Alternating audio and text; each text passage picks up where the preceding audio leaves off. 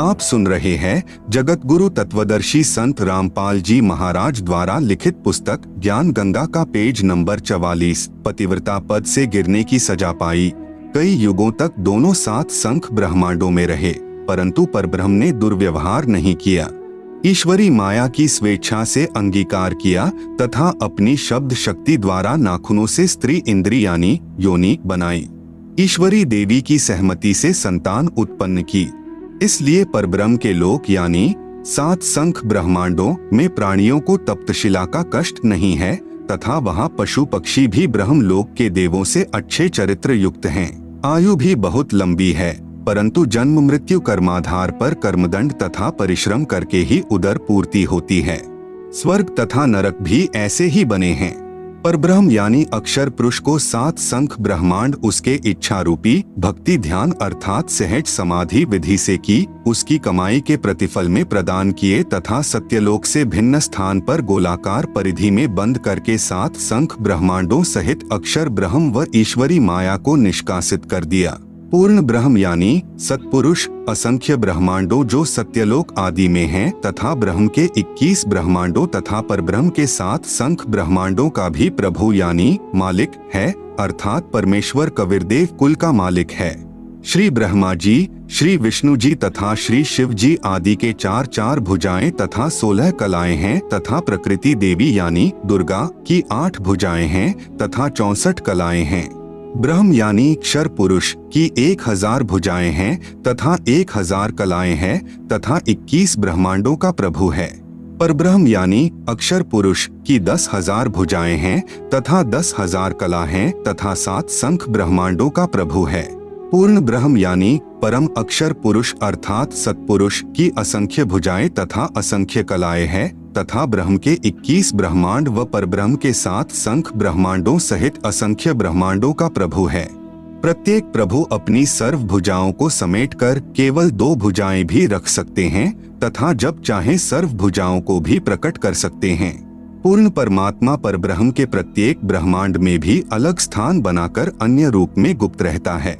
यूं समझो जैसे एक घूमने वाला कैमरा बाहर लगा देते हैं तथा अंदर टीवी यानी टेलीविजन रख देते हैं।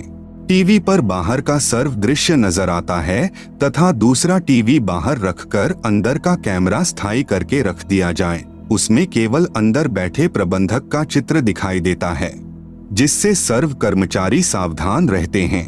इसी प्रकार पूर्ण परमात्मा अपने सतलोक में बैठकर सर्व को नियंत्रित किए हुए हैं तथा प्रत्येक ब्रह्मांड में भी सतगुरु कबीरदेव विद्यमान रहते हैं, जैसे सूर्य दूर होते हुए भी अपना प्रभाव अन्य लोकों में बनाए हुए है। आप सुन रहे हैं जगत गुरु तत्वदर्शी संत रामपाल जी महाराज द्वारा लिखित पुस्तक ज्ञान गंगा का पेज नंबर 45। पवित्र अथर्ववेद में सृष्टि रचना का प्रमाण। अथर्ववेद कांड नंबर 4 अनुवाक नंबर 1 मंत्र नंबर 1। ब्रह्म जज्ञानं प्रथमं पुरस्ताद् विसीमतः सुरुचोवेन आवह स बुधन्या उपमा अस्य विष्ठाः सतश्च योनिं सतश्च विवह। ब्रह्म जज्ञानं प्रथमं पुरस्तात् विसीमतः सुरुचः वेन आवह स बुधन्याः उपमा अस्य विष्ठाः सतः च योनिं असतः च विवह। अनुवाद। प्रथमम यानी प्राचीन अर्थात सनातन, ब्रह्म यानी परमात्मा ने, ज यानी प्रकट होकर, ज्ञानम यानी अपनी सूझबूझ से, पुरस्तात यानी शिखर में अर्थात सतलोक आदि को, सुरुचः यानी स्वेच्छा से बड़े चाव से स्वप्रकाशित, विसीमतः यानी सीमा रहित अर्थात विशाल सीमा वाले भिन्न लोकों को रचा। उस वेनः यानी जुलाहे ने ताने अर्थात कपड़े की तरह बुनकर, आवह यानी सुरक्षित किया, च यानी तथा, सह यानी वह पूर्ण ब्रह्म ही सर्व रचना करता है, अस्य यानी इसलिए उसी, बुधन्याः यानी मूल मालिक ने, योनिम यानी मूल स्थान सत्यलोक की रचना की है, अस्य यानी इसके, उपमा यानी सदृश अर्थात मिलते जुलते, सतह यानी अक्षर पुरुष अर्थात परब्रह्म के लोक कुछ स्थायी, च यानी तथा, असतः यानी क्षर पुरुष के अस्थायी लोक आदि, विवह यानी आवास स्थान भिन्न, विष्ठाः यानी स्थापित किए।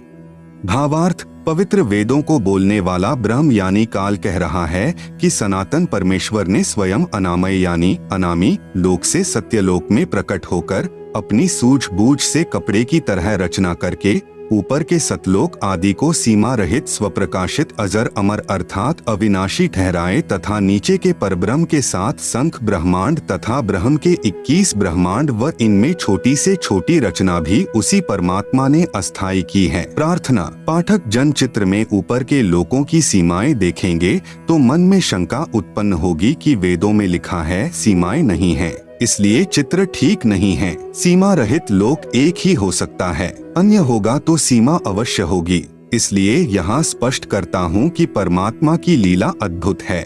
वह अनामी लोक के अतिरिक्त अन्य लोकों का विस्तार अधिक व कम करता रहता है, इसलिए इनका व्यास यानी परिधि सीमित नहीं है। अथर्ववेद कांड नंबर 4 अनुवाक नंबर 1 मंत्र नंबर 2। यम पितया राष्ट्रयत्वग्रे प्रथमाय जनुषे भुवनेष्ठा है तस्मा एतम सुरुचम हवारमह्यम धर्मम श्रीणान्तु प्रथमाय धास्यवे। यम पितया राष्ट्री एतु अग्रे प्रथमाय जनुषे भुवनेष्ठा तस्मा एतम सुरुचम हवारमह्यम धर्मम श्रीणान्तु प्रथमाय धास्यवे।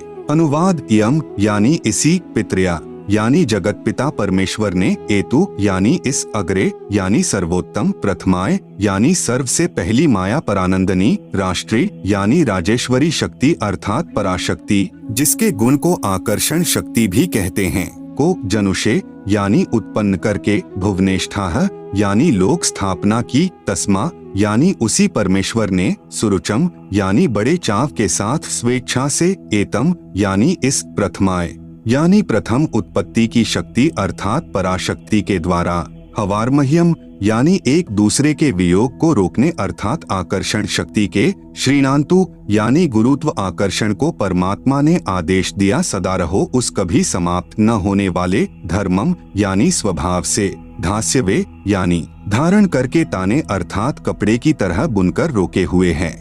आप सुन रहे हैं जगत गुरु तत्वदर्शी संत रामपाल जी महाराज द्वारा लिखित पुस्तक ज्ञान गंगा का पेज नंबर 46। भावार्थ। जगत पिता परमेश्वर ने अपनी शब्द शक्ति से राष्ट्रीय अर्थात सबसे पहली माया राजेश्वरी उत्पन्न की तथा उसी पराशक्ति के द्वारा एक दूसरे को आकर्षण शक्ति से रोकने वाले कभी न समाप्त होने वाले गुण से उपरोक्त सर्व ब्रह्मांडों को स्थापित किया है। अथर्ववेद कांड नंबर 4 अनुवाक नंबर 1 मंत्र नंबर 3। प्रयोजगे विद्वानस्य बंधुर्विश्वा देवानाम जनिमा विवक्ति ब्रह्म ब्रह्मण उज्जभार मध्यान्निचरुच्चैः स्वधा अभिप्रतस्थ।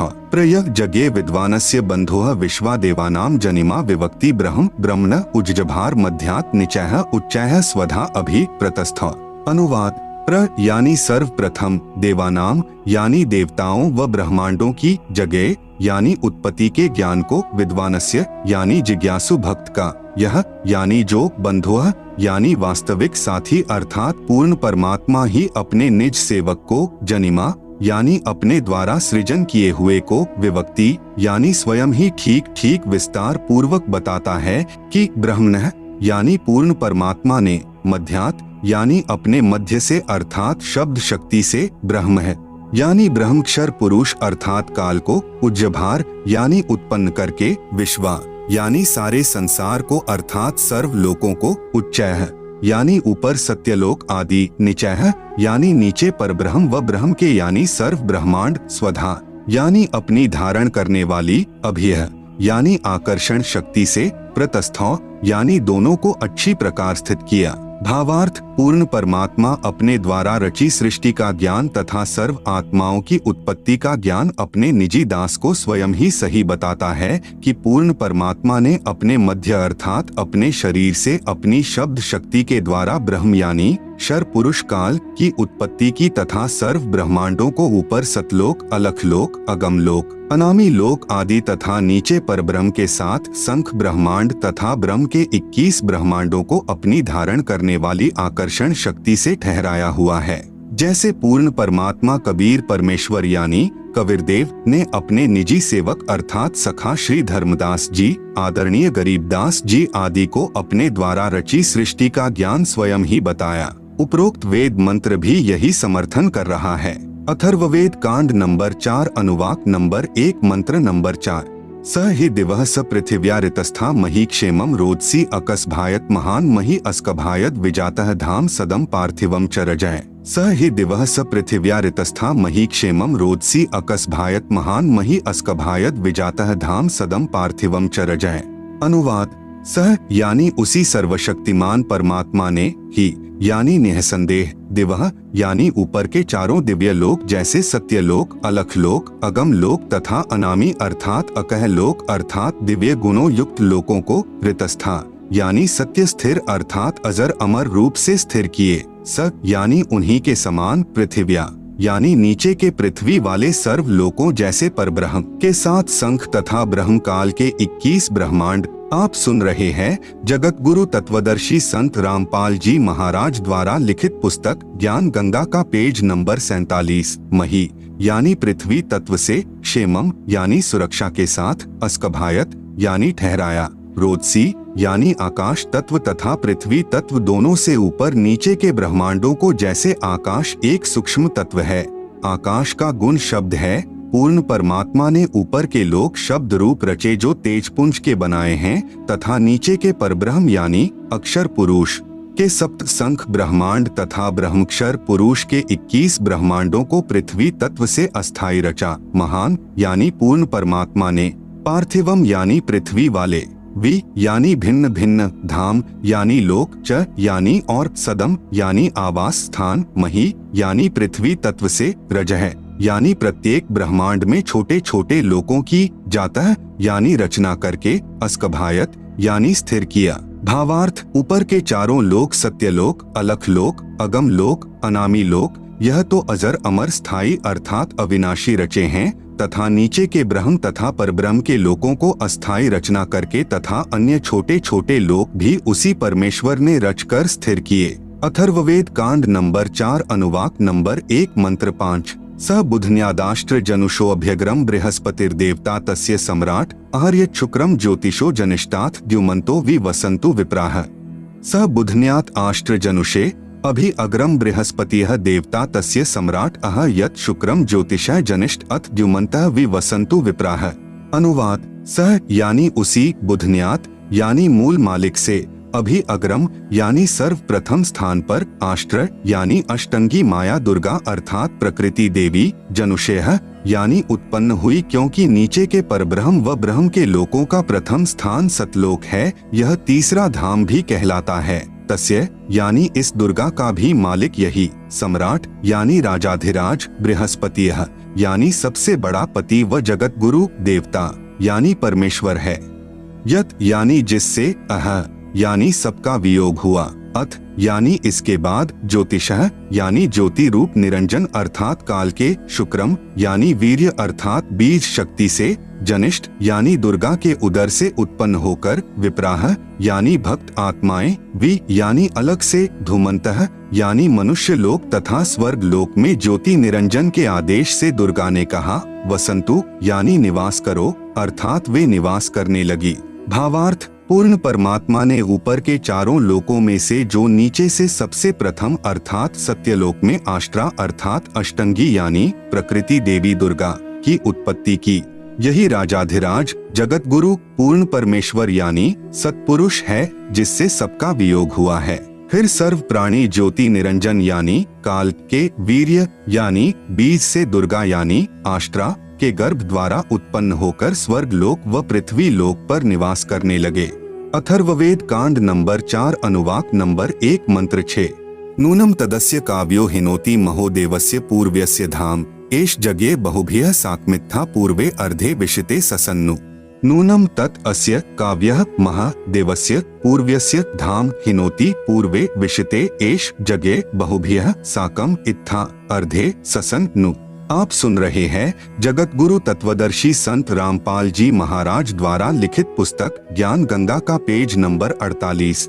अनुवाद: नूनम यानी निसंदेह, तत् यानी वह पूर्ण परमेश्वर अर्थात तत् ब्रह्म ही, अस्य यानी इस, काव्य यानी भक्त आत्मा जो पूर्ण परमेश्वर की भक्ति विधिवत करता है को वापिस, महा यानी सर्वशक्तिमान, देवस्य यानी परमेश्वर के, पूर्व्यस्य यानी पहले के, धाम यानी लोक में अर्थात सत्यलोक में, हिनोति यानी भेजता है। पूर्वे यानी पहले वाले, विशिते यानी विशेष चाहे हुए, एश यानी इस परमेश्वर को व जगह यानी सृष्टि उत्पत्ति के ज्ञान को जानकर, बहुभ्यः यानी बहुत आनंद, साकम यानी के साथ, अर्धे यानी आधा, ससन यानी सोता हुआ, इत्था यानी विधिवत इस प्रकार, नु यानी सच्ची आत्मा से स्तुति करता है। भावार्थ, वही पूर्ण परमेश्वर सत्य साधना करने वाले साधक को उसी पहले वाले स्थान यानी सत्यलोक में ले जाता है जहाँ से बिछुड़ कर आए थे। वहाँ उस वास्तविक सुखदायी प्रभु को प्राप्त करके खुशी से आत्म विभोर होकर मस्ती से स्तुति करता है कि हे परमात्मा, असंख्य जन्मों के भूले भटकों को वास्तविक ठिकाना मिल गया। इसी का प्रमाण पवित्र ऋग्वेद मंडल 10 सूक्त 90 मंत्र 16 में भी है। आदरणीय गरीबदास जी को इसी प्रकार पूर्ण परमात्मा कबीरदेव यानी कबीर परमेश्वर स्वयं सत्य भक्ति प्रदान करके सत्यलोक लेकर गए थे। तब अपनी अमृतवाणी में आदरणीय गरीबदास जी महाराज ने आंखों देखकर कहा, गरीब अजब नगर में ले गए हमको सतगुरु आन, झिल के बिंब अगाध गति, सुते चादरतान। अथर्ववेद कांड नंबर 4 अनुवाक नंबर 1 मंत्र 7। यो अथर्वाणम पित्तरम देव बंधुम बृहस्पतिम नमसाव च गच्छात त्वं विश्वेशाम जनिता यथा स कविर्देवो न दभायत स्वधावान। यह अथर्वाणम पित्तरम देवबंधुम बृहस्पतिम नमसा अव च गच्छात त्वं विश्वेशाम जनिता यथा स कविर्देवः न दभायत स्वधावान।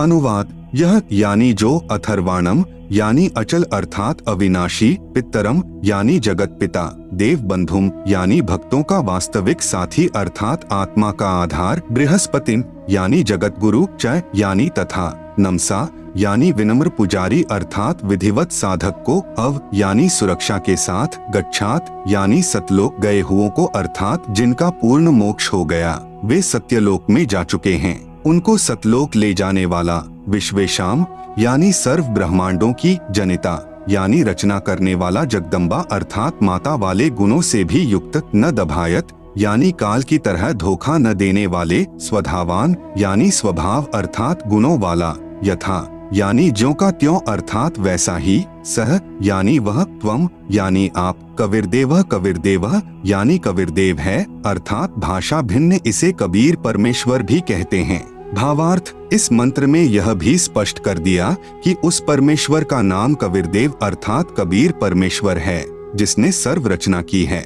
जो परमेश्वर अचल अर्थात वास्तव में अविनाशी, गीता अध्याय 15 श्लोक 16-17 में भी प्रमाण है। जगत गुरु आत्माधार जो पूर्ण मुक्त होकर सत्यलोक गए हैं, उनको सतलोक ले जाने वाला, सर्व ब्रह्मांडों का रचनहार, काल यानी ब्रह्म की तरह धोखा न देने वाला, ज्यों का त्यों वह स्वयं कबीरदेव अर्थात कबीर प्रभु है। आप सुन रहे हैं जगत गुरु तत्वदर्शी संत रामपाल जी महाराज द्वारा लिखित पुस्तक ज्ञान गंगा का पेज नंबर 49। यही परमेश्वर सर्व ब्रह्मांडों व प्राणियों को अपनी शब्द शक्ति से उत्पन्न करने के कारण जनिता यानी माता भी कहलाता है, तथा पित्तरम यानी पिता तथा बंधु यानी भाई भी वास्तव में यही है, तथा देव यानी परमेश्वर भी यही है। इसलिए इसी कबीरदेव यानी कबीर परमेश्वर की स्तुति किया करते हैं। त्वमेव माता च पिता त्वमेव, त्वमेव बंधु च सखा त्वमेव, त्वमेव विद्या च द्रविणम त्वमेव, त्वमेव सर्वम मम देव देव। इसी परमेश्वर की महिमा का पवित्र ऋग्वेद मंडल नंबर 1 सूक्त नंबर 24 में विस्तृत विवरण है।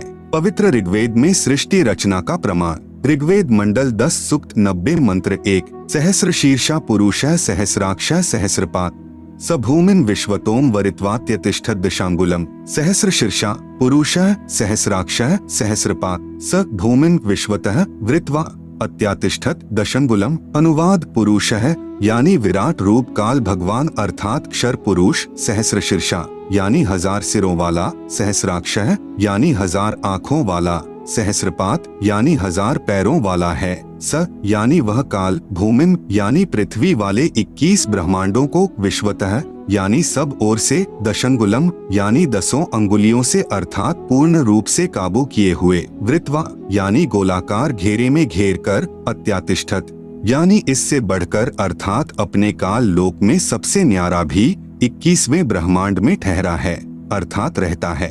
भावार्थ, इस मंत्र में विराट यानी काल ब्रह्म का वर्णन है। गीता अध्याय 10-11 में भी इसी काल ब्रह्म का ऐसा ही वर्णन है।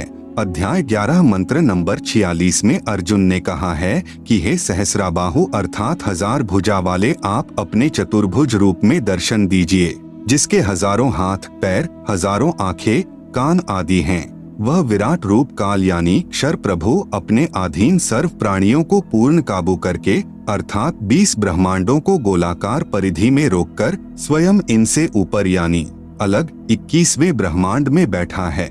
ऋग्वेद मंडल 10 सूक्त 90 मंत्र 2। पुरुष एवेदम सर्वम यद्भूतम यच्च भाव्यम उतामृतत्वस्येषानो यदन्नेनातिरोहति। पुरुष एव इदम सर्वम यत् भूतम यत् च भाव्यम उत अमृतत्वस्य ईशानः यत् अन्नेन अतिरोहति। अनुवाद एव यानी इसी प्रकार कुछ सही तौर पर पुरुष यानी भगवान है, वह अक्षर पुरुष अर्थात परब्रह्म है। च यानी और इदम यानी यह, यत यानी जो, भूतम यानी उत्पन्न हुआ है, यत यानी जो, भाव्यम यानी भविष्य में होगा, सर्वम यानी सब, यत यानी प्रयत्न से अर्थात मेहनत द्वारा, अन्नेन यानी अन्न से। जगत गुरु तत्वदर्शी संत रामपाल जी महाराज द्वारा लिखित पुस्तक ज्ञान गंगा का पेज नंबर 50 पर ऊपर जड़ नीचे शाखा वाला उल्टा लटका हुआ संसार रूपी वृक्ष का चित्र दिया गया है, जिसे आप पुस्तक में देख सकते हैं।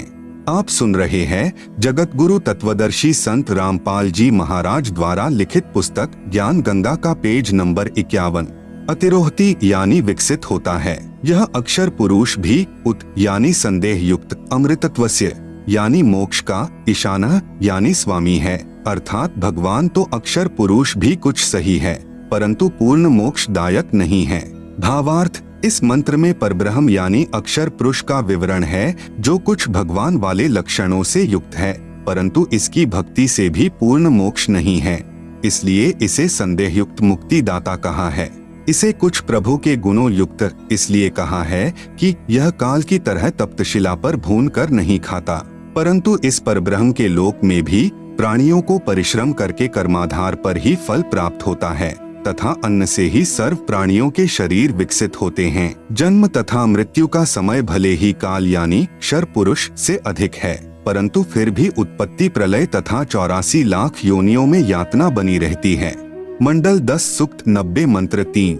एतावानस्य महिमा तो ज्यायाश्च पुरुषः पादोऽस्य विश्वा भूतानि त्रिपादस्यामृतम दिवि। तावान अस्य महिमा अतः ज्यायान च पुरुषः पादः अस्य विश्वा भूतानि त्रिपाद अस्य अमृतम दिवि।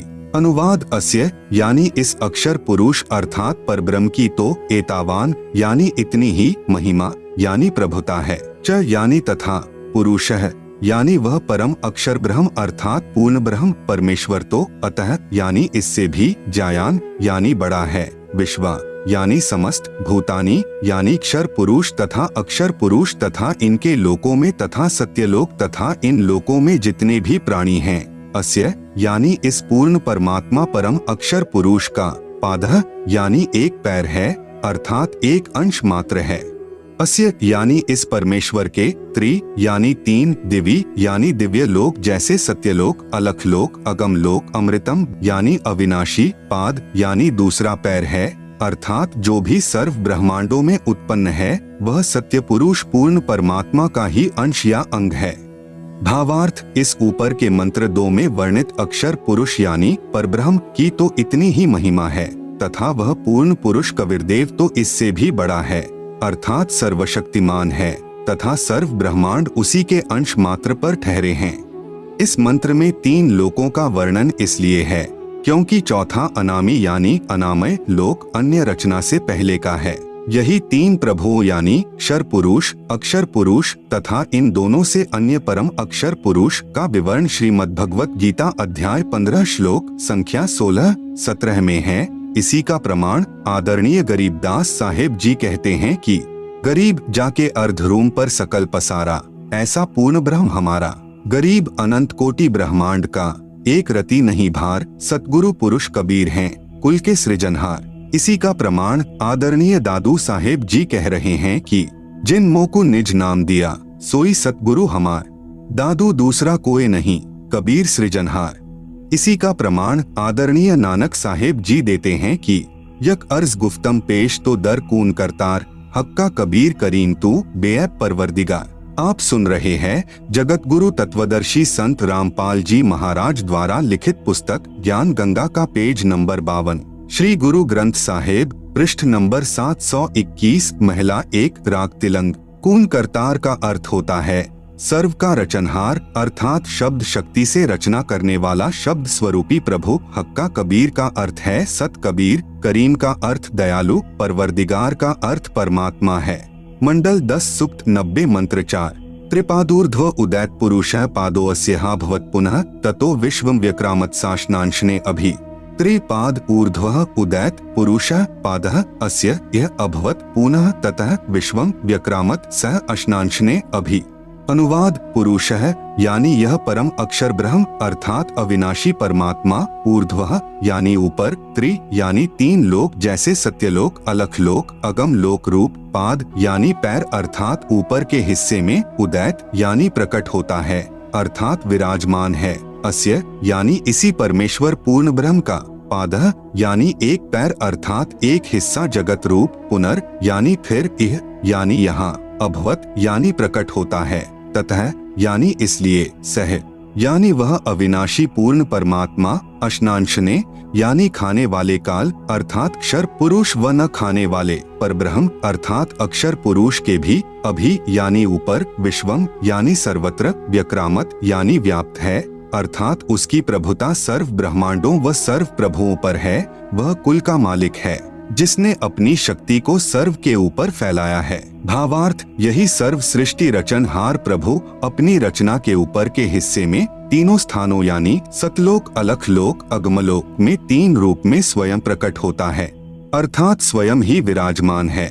यहाँ अनामी लोक का वर्णन इसलिए नहीं किया क्योंकि अनामी लोक में कोई रचना नहीं है, तथा अकह यानी अनामय लोक शेष रचना से पूर्व का है। फिर कहा है कि उसी परमात्मा के सत्यलोक से बिछुड़कर नीचे के ब्रह्म व परब्रह्म के लोक उत्पन्न होते हैं और वह पूर्ण परमात्मा खाने वाले ब्रह्म अर्थात काल से, क्योंकि ब्रह्म काल विराट श्रापवश 1 लाख मानव शरीरधारी प्राणियों को खाता है, तथा न खाने वाले परब्रह्म अर्थात अक्षर पुरुष से यानी परब्रह्म प्राणियों को खाता नहीं, परंतु जन्म मृत्यु कर्मदंड ज्यों का त्यों बना रहता है, भी ऊपर सर्वत्र व्याप्त है अर्थात इस पूर्ण परमात्मा की प्रभुता सर्व के ऊपर है। कबीर परमेश्वर ही कुल का मालिक है जिसने अपनी शक्ति को सर्व के ऊपर फैलाया है, जैसे सूर्य अपने प्रकाश को सर्व के ऊपर फैलाकर प्रभावित करता है, ऐसे पूर्ण परमात्मा ने अपनी शक्ति रूपी रेंज यानी क्षमता को सर्व ब्रह्मांडों को नियंत्रित रखने के लिए छोड़ा हुआ है।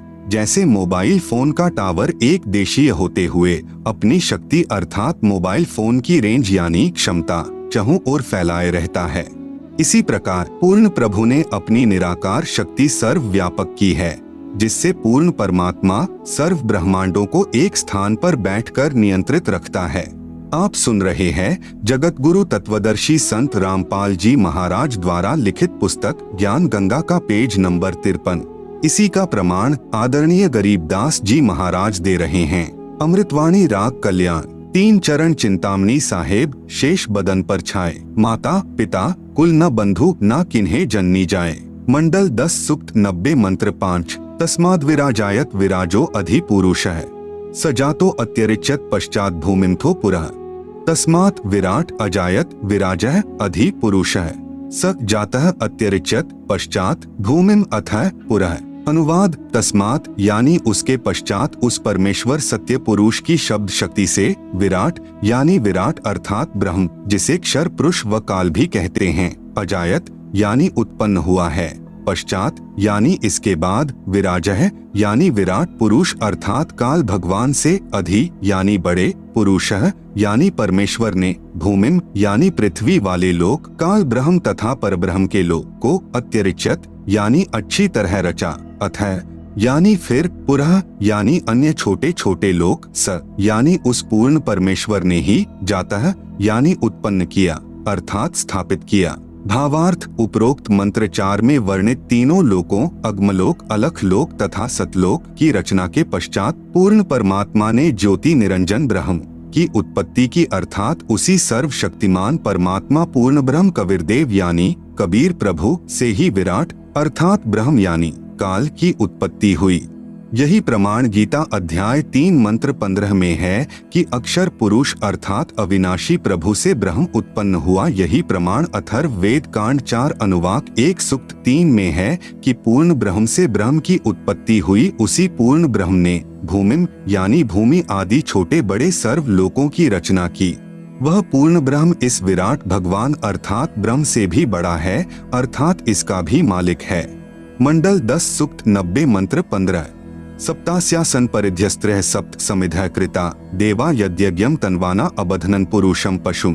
सप्त अस्य आसन परिधयः त्रिसप्त समिधः कृता देवा यत् यज्ञं तन्वानाः अबधनन् पुरुषं पशुं।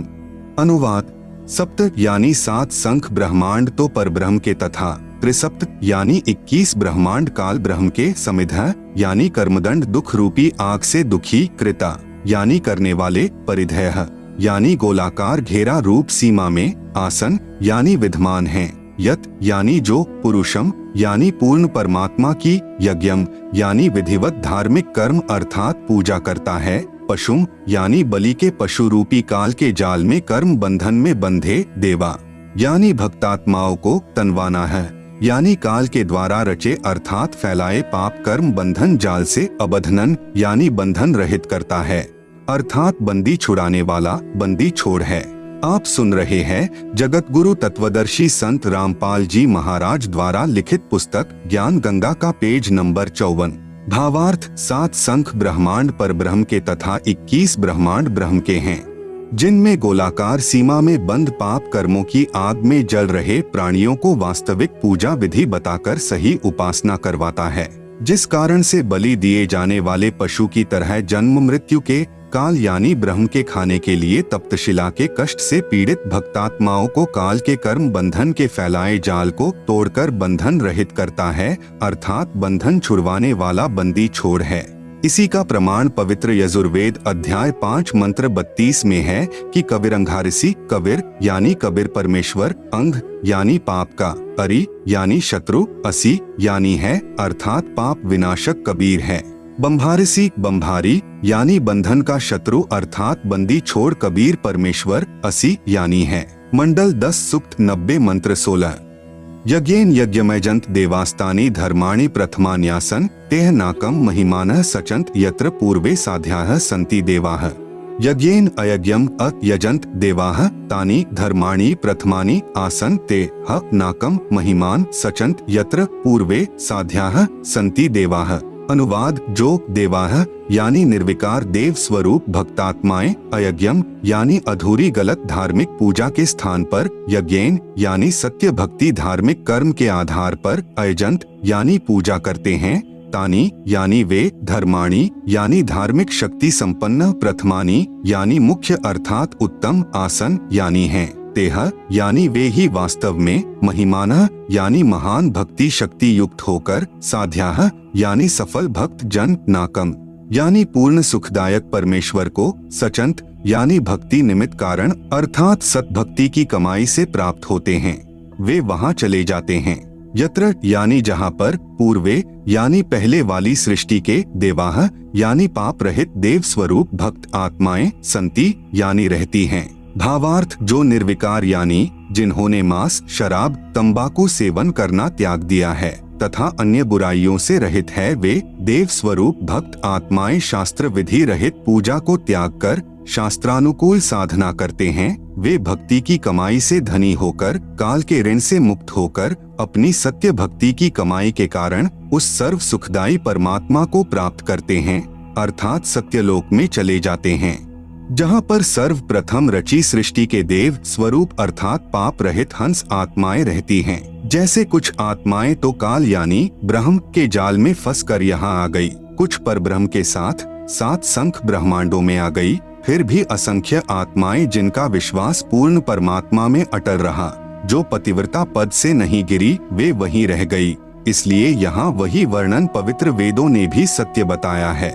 यही प्रमाण गीता अध्याय 8 के श्लोक संख्या 8 से 10 में वर्णन है कि जो साधक पूर्ण परमात्मा की सत्साधना शास्त्र विधि अनुसार करता है, वह भक्ति की कमाई के बल से उस पूर्ण परमात्मा को प्राप्त होता है।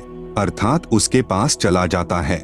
इससे सिद्ध हुआ कि 3 प्रभु हैं, ब्रह्म, परब्रह्म, पूर्ण ब्रह्म। इन्हीं को नंबर 1 ब्रह्म ईश क्षर पुरुष, नंबर 2 परब्रह्म अक्षर पुरुष अक्षर ब्रह्म ईश्वर तथा नंबर 3 पूर्ण ब्रह्म परम अक्षर ब्रह्म परमेश्वर सत्पुरुष आदि पर्यायवाची शब्दों से जाना जाता है। आप सुन रहे हैं जगत गुरु तत्वदर्शी संत रामपाल जी महाराज द्वारा लिखित पुस्तक ज्ञान गंगा का पेज नंबर 55। यही प्रमाण ऋग्वेद मंडल 9 सूक्त 96 मंत्र 17 से 20 में स्पष्ट है कि पूर्ण परमात्मा कबीरदेव यानी कबीर परमेश्वर शिशु रूप धारण करके प्रकट होता है तथा अपना निर्मल ज्ञान अर्थात तत्व ज्ञान कबीरगीर भी है यानी कबीर वाणी के द्वारा अपने अनुयायियों को बोल बोल कर वर्णन करता है।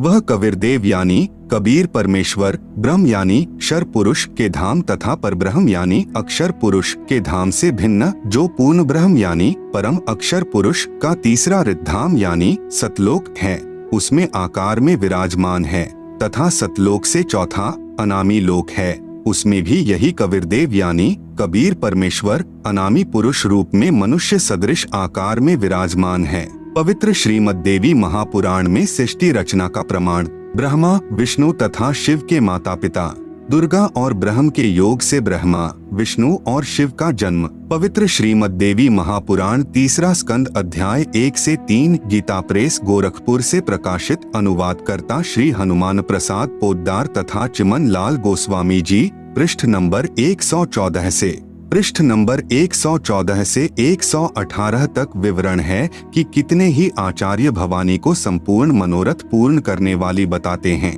वह प्रकृति कहलाती है तथा ब्रह्म के साथ अभेद संबंध है।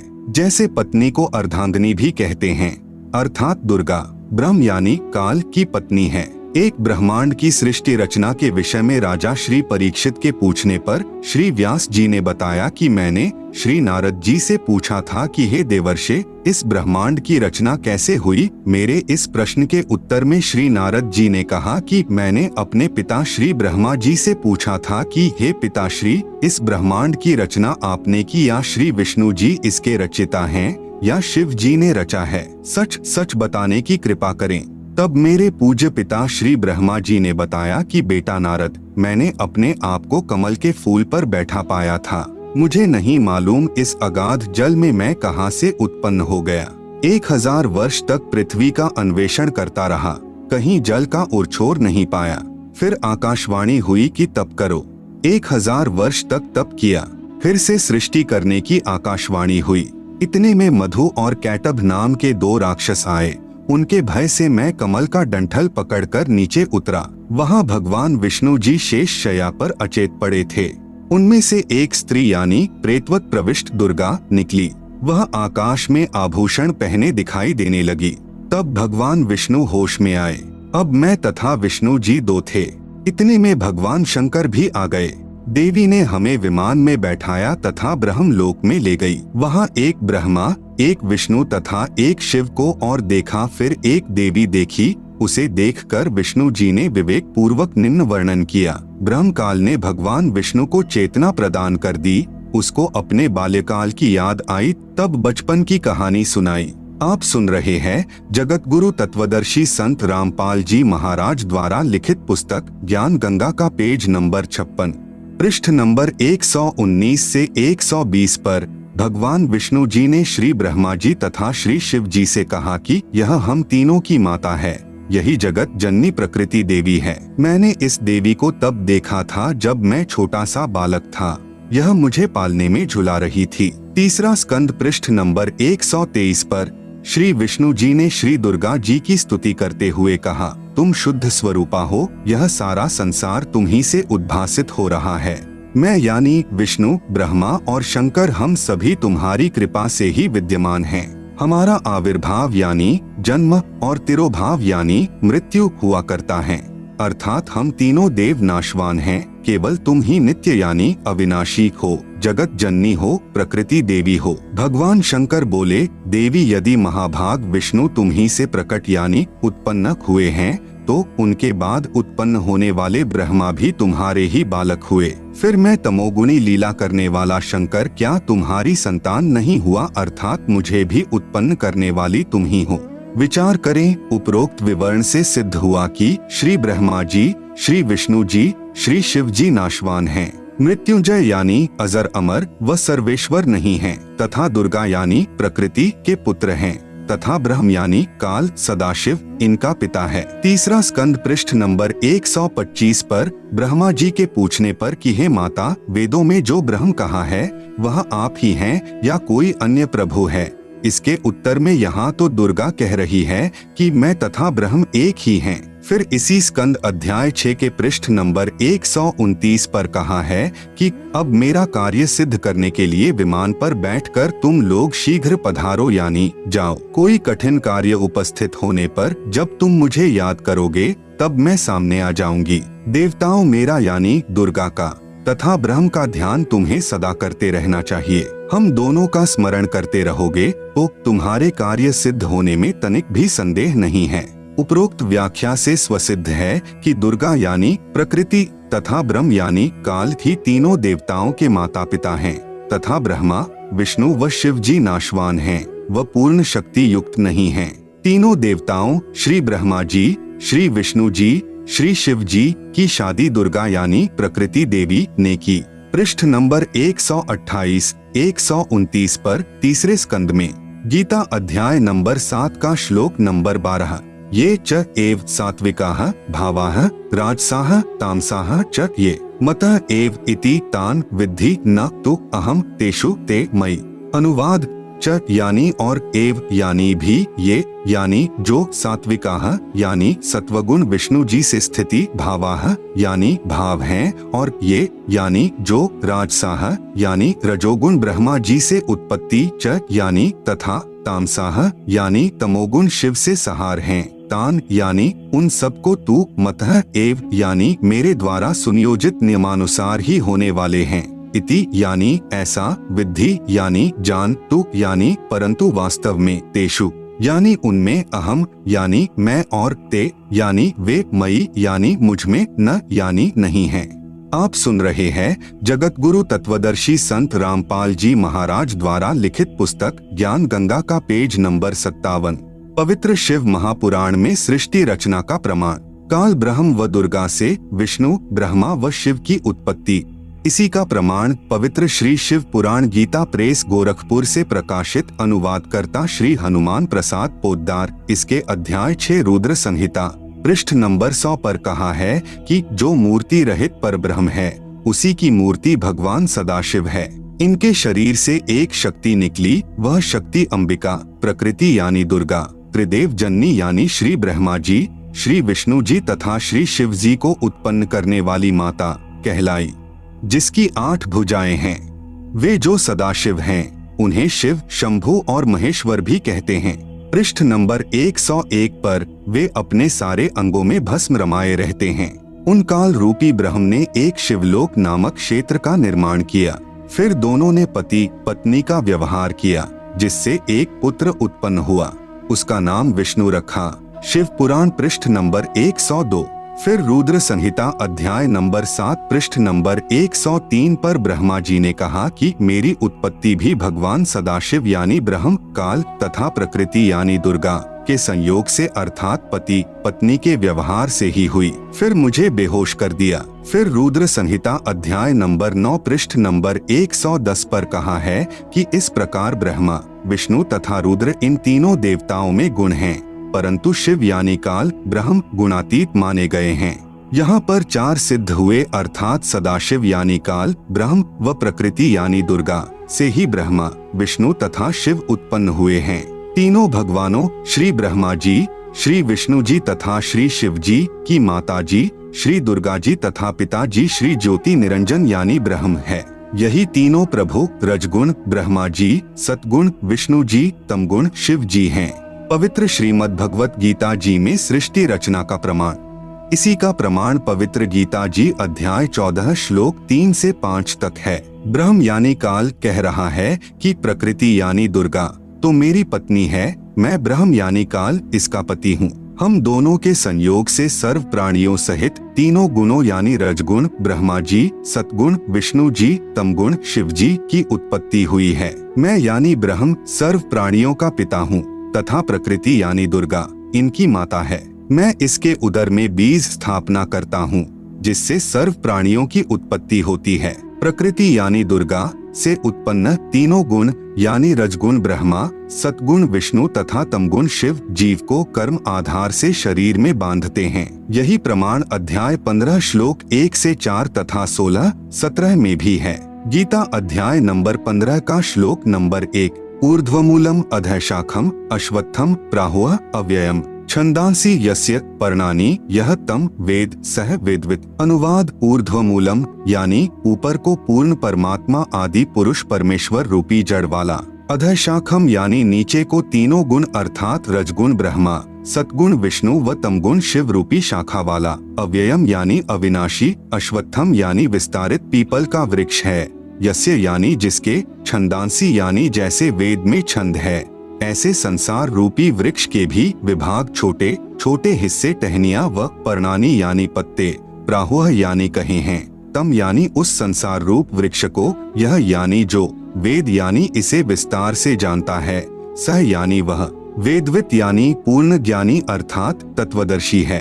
आप सुन रहे हैं जगत गुरु तत्वदर्शी संत रामपाल जी महाराज द्वारा लिखित पुस्तक ज्ञान गंगा का पेज नंबर 58। गीता अध्याय नंबर 15 का श्लोक नंबर 2, अधः च ऊर्ध्वं प्रसृताः तस्य शाखाः गुण प्रवृद्धाः विश्व प्रवालाः अधः च मूलानि अनुसंततानि कर्मानुबंधीनि मनुष्यलोके। अनुवाद तस्य यानी उस वृक्ष की, अधः यानी नीचे, च यानी और ऊर्ध्वम यानी ऊपर, गुण प्रवृद्धाः यानी तीनों गुणों ब्रह्मा, रजगुण विष्णु सतगुण शिव तमगुण रूपी, प्रसृता यानी फैली हुई, विश्व प्रवाला है यानी विकार काम क्रोध मोह लोभ अहंकार रूपी कोपल, शाखा है यानी डाली ब्रह्मा विष्णु शिव, कर्मानुबंधीनी यानी जीव को कर्मों में बांधने की, मूलानी यानी जड़े अर्थात मुख्य कारण हैं, च यानी तथा, मनुष्यलोके यानी मनुष्यलोक अर्थात पृथ्वी लोक में, अधः यानी नीचे नरक 84 लाख जूनियों में, ऊर्ध्वम यानी ऊपर स्वर्ग लोक आदि में, अनुसंततानी यानी व्यवस्थित किए हुए हैं।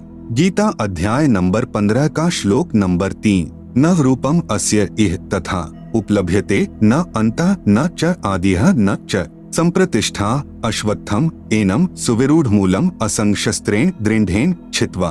अनुवाद अस्य यानी इस रचना का, न यानी नहीं, आदिह यानी शुरुआत, च यानी तथा, न यानी नहीं, अंतः यानी अंत है, न यानी नहीं, तथा यानी वैसा, रूपम यानी स्वरूप, उपलभ्यते यानी पाया जाता है, च यानी तथा, ये यानी यहाँ विचार काल में अर्थात मेरे द्वारा दिया जा रहा गीता ज्ञान में पूर्ण जानकारी मुझे भी न यानी नहीं है, संप्रतिष्ठा यानी क्योंकि सर्व ब्रह्मांडों की रचना की अच्छी तरह स्थिति का मुझे भी ज्ञान नहीं है, एनम यानी इस, सुविरूढ़ मूलम यानी अच्छी तरह स्थायी स्थिति वाला, अश्वत्थम यानी मजबूत स्वरूप वाले संसार रूपी वृक्ष के ज्ञान को, असंशस्त्रेण यानी पूर्ण ज्ञान रूपी, दृढ़ेन यानी दृढ़ सूक्ष्म वेद अर्थात तत्व ज्ञान के द्वारा जानकर, छित्वा यानी काटकर अर्थात निरंजन की भक्ति को क्षणिक अर्थात क्षण भंगुर जानकर ब्रह्मा विष्णु शिव ब्रह्म तथा परब्रह्म से भी आगे पूर्ण ब्रह्म की तलाश करनी चाहिए।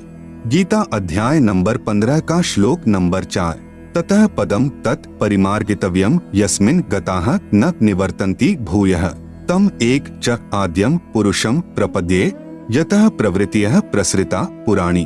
अनुवाद जब तत्वदर्शी संत मिल जाए, ततः यानी इसके पश्चात, तत् यानी उस परमात्मा के, पदम यानी पद स्थान अर्थात सतलोक को, परिमार्गितव्यम यानी भली भांति खोजना चाहिए, यस्मिन यानी जिसमें, गताः यानी गए हुए साधक, भूयः यानी फिर, न निवर्तन्ति यानी लौटकर संसार में नहीं आते, च यानी और, यतः यानी जिस परमात्मा परम अक्षर ब्रह्म से, पुराणी यानी आदि, प्रवृत्तियः यानी रचना सृष्टि, प्रसृता यानी उत्पन्न हुई है, तम यानी अज्ञात, आधम यानी आदि यम अर्थात मैं काल निरंजन, पुरुषम यानी पूर्ण परमात्मा की, एव यानी ही, प्रपद्ये यानी मैं शरण में हूँ तथा उसी की पूजा करता हूँ, आप सुन रहे हैं जगत गुरु तत्वदर्शी संत रामपाल जी महाराज द्वारा लिखित पुस्तक ज्ञान गंगा का पेज नंबर 59, गीता अध्याय नंबर 15 का श्लोक नंबर 16।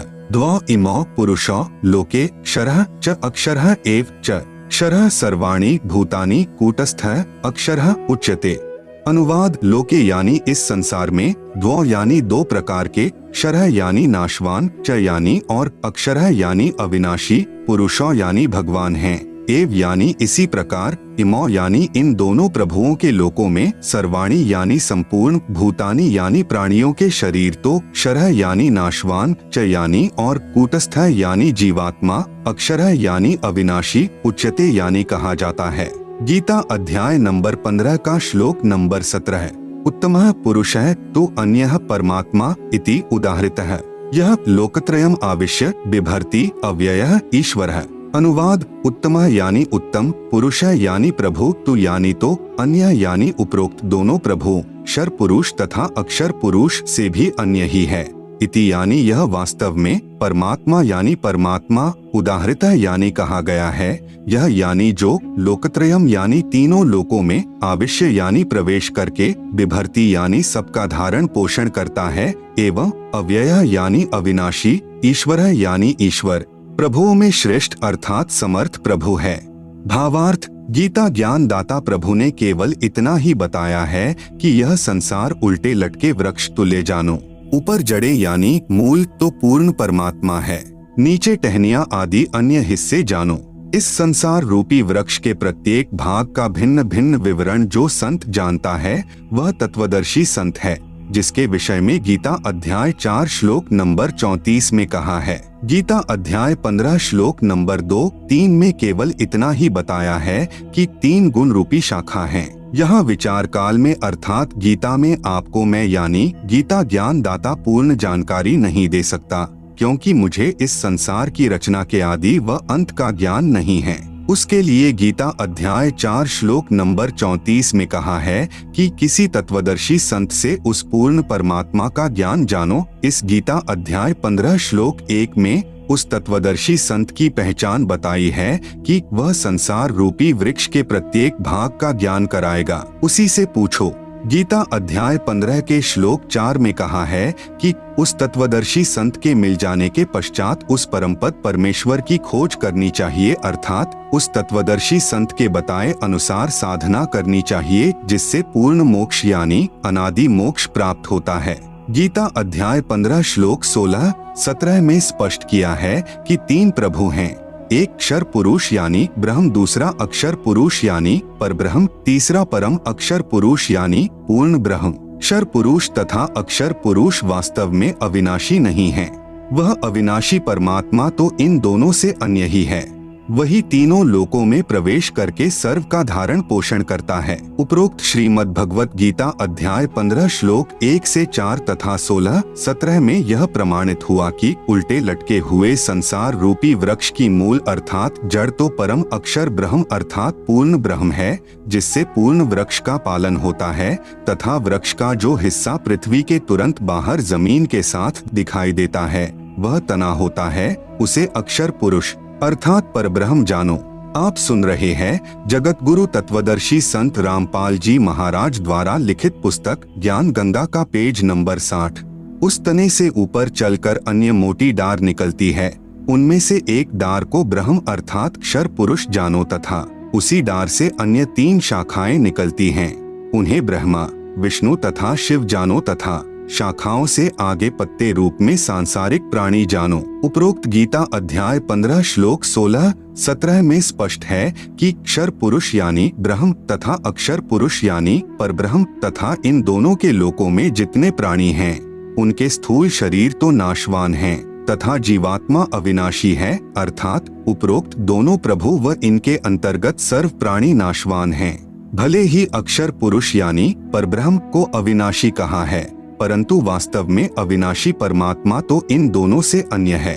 वह तीनों लोकों में प्रवेश करके सबका पालन पोषण करता है। उपरोक्त विवरण में 3 प्रभुओं का भिन्न भिन्न विवरण दिया है। पवित्र बाइबल तथा पवित्र कुरान शरीफ में सृष्टि रचना का प्रमाण, इसी का प्रमाण पवित्र बाइबल में तथा पवित्र कुरान शरीफ में भी है।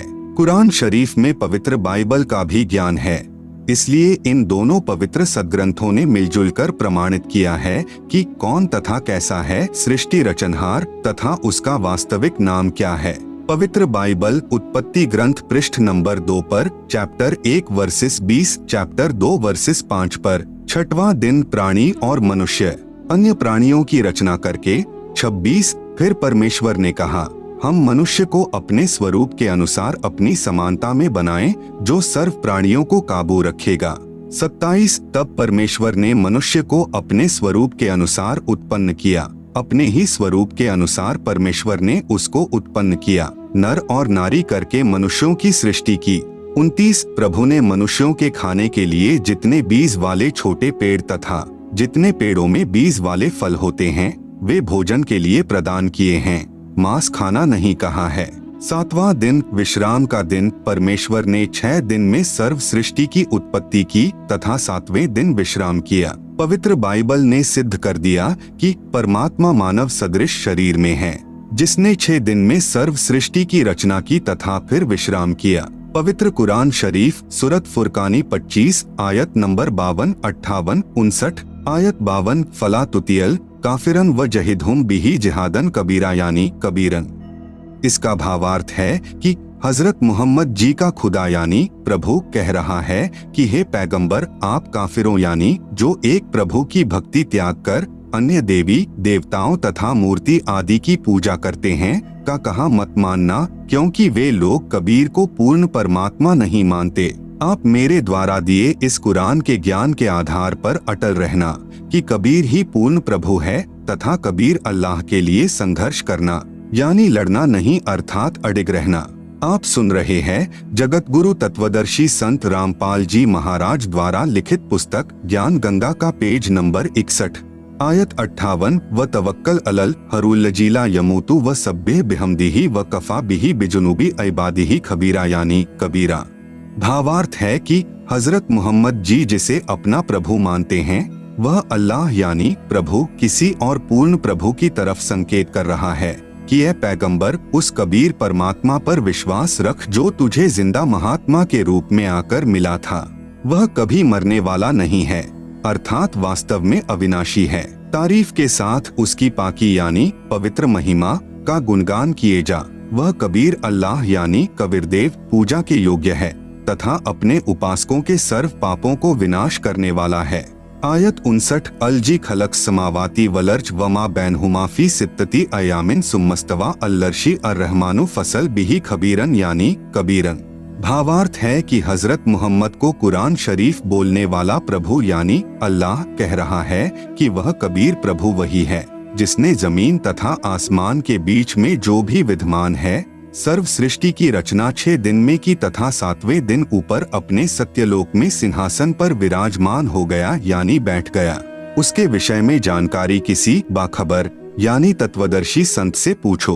उस पूर्ण परमात्मा की प्राप्ति कैसे होगी तथा वास्तविक ज्ञान तो किसी तत्वदर्शी संत यानी बाखबर से पूछो, मैं नहीं जानता। उपरोक्त दोनों पवित्र धर्मों यानी ईसाई तथा मुसलमान के पवित्र शास्त्रों ने भी मिलजुल कर प्रमाणित कर दिया कि सर्व सृष्टि रचनहार, सर्व पाप विनाशक, सर्व शक्तिमान अविनाशी परमात्मा मानव सदृश शरीर में आकार में है तथा सत्यलोक में रहता है। उसका नाम कबीर है, उसी को अल्लाहु अकबिरू भी कहते हैं। आदरणीय धर्मदास जी ने पूज्य कबीर प्रभु से पूछा कि हे सर्वशक्तिमान, आज तक यह तत्व ज्ञान किसी ने नहीं बताया, वेदों के मर्मज्ञ ज्ञानियों ने भी नहीं बताया। इससे सिद्ध है कि चारों पवित्र वेद तथा चारों पवित्र कतेब यानी कुरान शरीफ आदि झूठे हैं। पूर्ण परमात्मा ने कहा, कबीर वेद कतेब झूठे नहीं भाई, झूठे हैं जो समझे नहीं। भावार्थ है कि चारों पवित्र वेद ऋग्वेद, अथर्ववेद, यजुर्वेद, सामवेद तथा पवित्र चारों कतेब कुरान शरीफ, जबूर, तौरात, इंजिल गलत नहीं हैं, परंतु जो इनको नहीं समझ पाए वे नादान हैं। पूज्य कबीर परमेश्वर यानी कबीर देव जी की अमृतवाणी में सृष्टि रचना विशेष निम्न अमृतवाणी सन 1403 से, जब पूज्य कबीर देव कबीर परमेश्वर लीलामय शरीर में 5 वर्ष के हुए, सन 1518 जब कबीरदेव यानी कबीर परमेश्वर मगहर स्थान से सशरीर सतलोक गए के बीच में लगभग 600 वर्ष पूर्व परम पूज्य कबीर परमेश्वर यानी कबीरदेव जी द्वारा अपने